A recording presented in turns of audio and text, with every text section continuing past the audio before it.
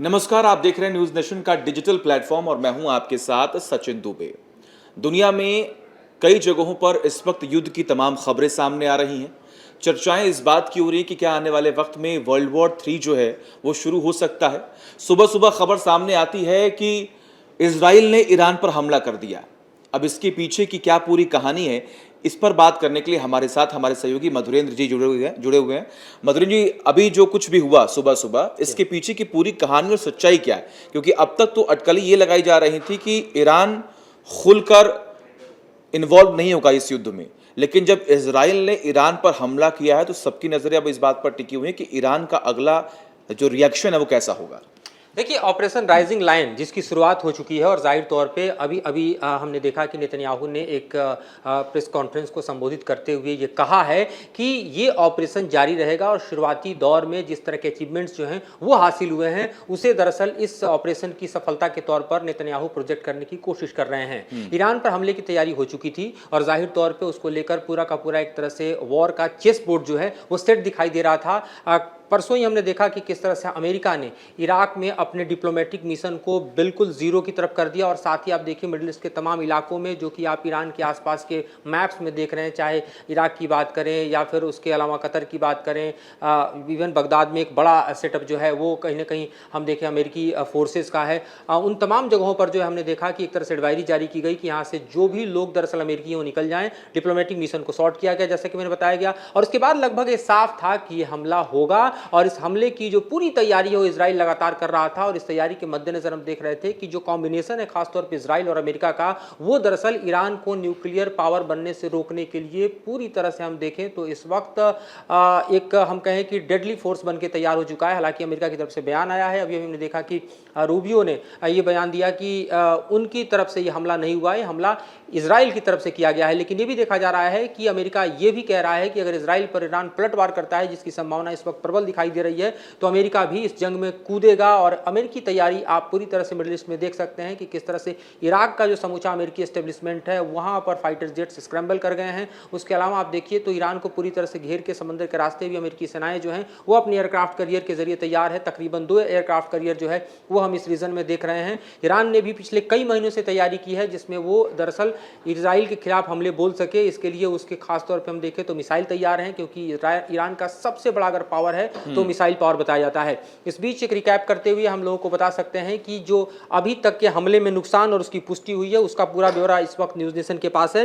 जिसके मुताबिक मैं आपको बताऊं कि 2 हाई प्रोफाइल लीडर जो हैं वो दरअसल IRGC के मारे गए हैं, जिसमें हम देखें तो जनरल मोहम्मद बागेरी का नाम चला आ रहा है सामने और उसके अलावा हुसैन सलामी का नाम है जो कि IRGC के कमांडर रहे हैं। उसके अलावा 2 बड़े न्यूक्लियर साइंटिस्ट ईरान के मारे गए हैं, इसकी पुष्टि हो चुकी है। अब्बासी दवानी और मोहम्मद मेहदी तेहरानची, इन दोनों की मौत की पुष्टि हो चुकी है। उसके अलावा आप देखिए तो खासतौर पे 2 न्यूक्लियर साइट्स जो हैं उस पर बम बरसाए हैं और वेब्स जो हैं दरअसल अटैक्स के अभी भी जारी हैं, यानी रात के विजुअल्स भी आपके सामने हैं, दिन के विजुअल भी सामने हैं। इजराइल का हमला अभी थमा नहीं है। खासतौर पे आप देखिए तो तेहरान में जो कि ईरान की राजधानी है वहां पर भारी हमले हो रहे हैं, रात के अंधेरे में भी हुए हैं, दिन में भी हुए हैं। उसके अलावा 2 न्यूक्लियर साइट्स को जो है वो निशाना बनाया है इजराइल ने और ये हमले नतांज पर खासतौर पर किए गए हैं, जहां पर माना जा रहा है कि ईरान ने अपने न्यूक्लियर प्रोग्राम्स को अंतिम चरण तक पहुंचा दिया है। नतांज पर जो वेव्स ऑफ अटैक है वो लगातार जारी है और उसके विजुअल भी सामने अच्छा, ईरान जो लगातार इस्लामिक कंट्रीज का सबसे बड़ा नेता बनने की कोशिश करता है, हमेशा किसी न किसी अगर कोई भी मुद्दा है तो उसमें जाके इन्वॉल्व होता है और कहता है कि मैं हूं, मैं सबके जो रक्षा है वो करूंगा। अभी जो ईरान के नेता खामेनेई, उनकी तरफ से भी कहा गया कि हम तो बदला लेंगे। क्या अनुमानित आप बता रहे हैं, क्या आशंका है, कितना बड़ा ये हमला जो है ईरान कर सकता है इजराइल पर? और सबसे बड़ी बात, सैन्य ताकतों की बात करें तो क्या ईरान और इजराइल में कोई कंपैरिजन है? देखिए, अगर आप सैन्य ताकत की बात करें तो इजराइल की सबसे बड़ी ताकत है उसके फाइटर जेट्स।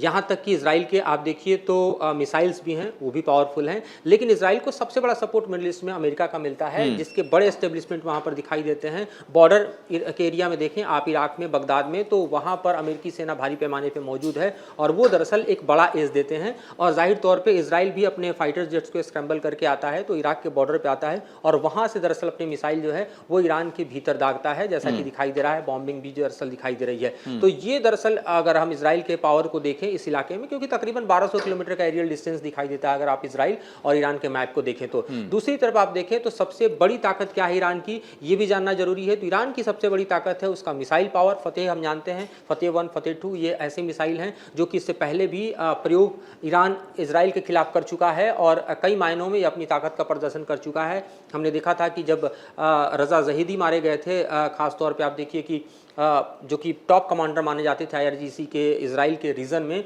और उनका सबसे बड़ा हेडक्वार्टर जो है वो दरअसल हम देख रहे थे कि इजराइल के बॉर्डर एरियाज़ में हैं, वो दिखाई दे रहे थे। और ख़ास तौर पे आप देखिए उनके मारे जाने के बाद हमने देखा कि दोनों तरफ से एक्सचेंज ऑफ फायर हुआ, उसमें ईरान ने भारी पैमाने पर जो है वो इजराइल को अटैक किया था। और तब की स्थितियाँ अलग थी, अभी की स्थितियाँ अलग हैं। वो इसलिए अलग हैं क्योंकि आप देखिए तो एक तरफ गजा में इजराइल का जो रेसिस्टेंस है वो कमज़ोर हो चुका है, यानी हमास जो है वो अंतिम लड़ाई लड़ रहा है। दूसरी तरफ आप देखिए तो आपको दिखाई देगा कि जो हिजबुल्ला है वो भी दरअसल काफ़ी कमज़ोर हो चुका है लेबनान में जिस तरह के हमले हुए हैं। तो ये सब मिलकर एक तरह से ताकत का पर्याय थे, खासतौर पे देखिए तो ईरान के। अभी अगर ईरान की ताकत का सबसे बड़ा पर्याय अगर रेसिस्टेंस फोर्सेस के तौर पर देखें तो यमन में बैठा हुआ हूती है, और हूती के पास अभी ताकत कम नहीं है क्योंकि उसके पास ईरान का सप्लाई चेन लगातार जारी है। लेकिन ईरान के ऊपर हमला करने के ठीक पहले आप देखिए तो हूती पर बड़े हमले इजराइल ने भी और अमेरिका ने भी अंजाम दिए हैं। तो ये अपने आप में हूती को कमजोर करने की कोशिश की गई है। लेकिन जैसे ही ये दिखाई दिया कि निगोशिएशंस जो हैं वो पूरी तरह से नहीं हो पा रहे हैं, अमेरिका ने ट्रंप के नेतृत्व में बार बार कोशिश किया कि कोई डील ईरान के साथ हो जाए ताकि ईरान अपना न्यूक्लियर प्रोग्राम बंद करे, क्योंकि इजराइल अपने आप को ईरान के न्यूक्लियर प्रोग्राम से सबसे बड़ा खतरा मानता है और इजराइल को सबसे बड़ा अगर समर्थन किसी को प्राप्त है तो अमेरिका का प्राप्त है।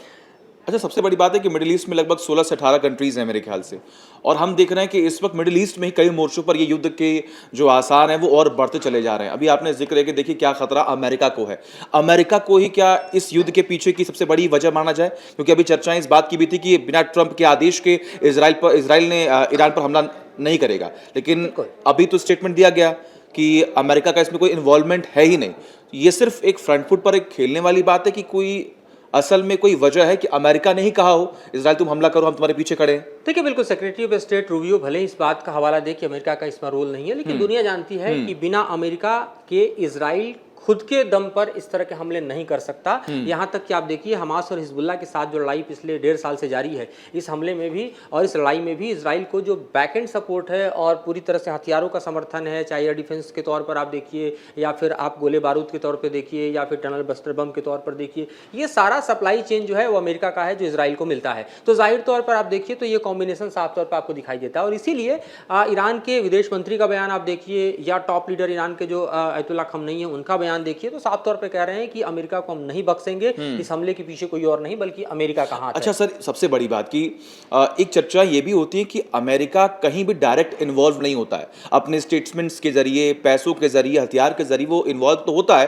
क्या वो तमाम अलग अलग देशों को कमजोर करने की कोशिश कर रहा है, चाहे वो तमाम सैन्य ताकतों को लेकर हो, चाहे वो इंफ्रास्ट्रक्चर को लेकर हो, लेकिन अपने यहां कोई नुकसान नहीं? देखिए अमेरिका की पॉलिसी लंबे समय से रही है कि वॉर अपनी जमीन पर नहीं लड़ना है बल्कि दुश्मन के जमीन पर लड़ना है। और इसीलिए अमेरिका का जो सैन्य एस्टेब्लिशमेंट है वो दुनिया के तमाम हिस्सों में आपको दिखाई देता है। चाहे आप इराक की बात करें, चाहे आप इराक की लगभग हर देशों में उसका एयरबेस रहता है। मिडिल ईस्ट के अलावा आप देखिए तो इधर हम दियो गार्सिया की तरफ देख सकते हैं। इवन बांग्लादेश में भी अपने जमीन और विस्तार के लेकर जो लड़ाई कर रहा है वो हम देख रहे हैं। तो अमेरिका का एस्टेब्लिशमेंट जो सैन्य एस्टेब्लिशमेंट है पूरी दुनिया में फैला हुआ है और उसी तरह से वॉर जोन क्रिएट करता है। और चूंकि अमेरिका की इकोनॉमी जो है पूरी तरह से हम देखें तो इनोवेशंस में सबसे ज्यादा डिफेंस सेक्टर पर डिपेंडेंट रही है, लिहाजा वॉर उसको सूट करता है, उसकी इकोनॉमी को सूट करता है। और इसीलिए बाइडेन ने जिस तरह से वॉर जोन्स खोले, चाहे आप रसिया यूक्रेन का देखें या फिर इजराइल और हमास का देखें, तो यह अपने आप में जो प्रोलॉन्ग वॉर जो है उसके पीछे अमेरिका एक बड़े सपोर्ट के तौर पर खड़ा दिखाई देता है। और आखिरी सवाल, वर्ल्ड वॉर 3 क्या सच में हो सकता है क्या?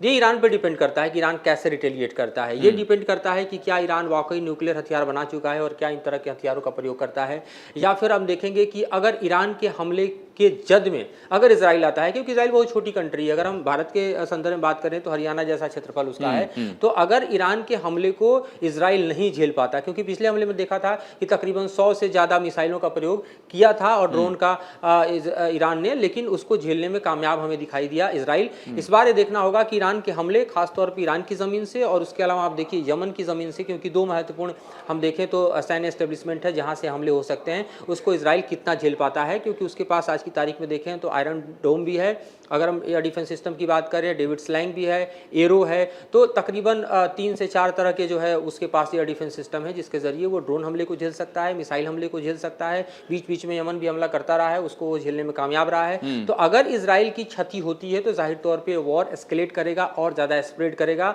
और ज़्यादा महाताकतें इसमें आ सकती हैं। लेकिन अगर ये इसी तरह से होता है जैसे पहले देखा गया है कि इजराइल ने ईरान के ऊपर हमला किया, ईरान ने भी इजराइल के ऊपर रिटेलिएट किया, तो संभव है कि इसका विस्तार न हो। तो हालांकि देखना होगा आने वाले वक्त में क्या होता है, ईरान की तरफ से कैसा जवाब इजराइल को दिया जाता है। लेकिन इजराइल जो ये लगातार ठान कर बैठा हुआ है कि अपने दुश्मनों को वो निस्तनाबूद कर देगा, जो हम लगातार देख भी पा रहे हैं। तमाम बड़ी खबरों के लिए देखते रहिए न्यूज़ नेशन डिजिटल। जहां भक्ति है हर शब्द में, कथाओं में छिपे हैं दिव्य रहस्य और ज्योतिष देता है जीवन को दिशा। धर्म से जुड़ी हर बातों को जानने के लिए हमारे चैनल स्तुति को सब्सक्राइब करें। चैनल पर जाने के लिए इस लिंक पर क्लिक करें।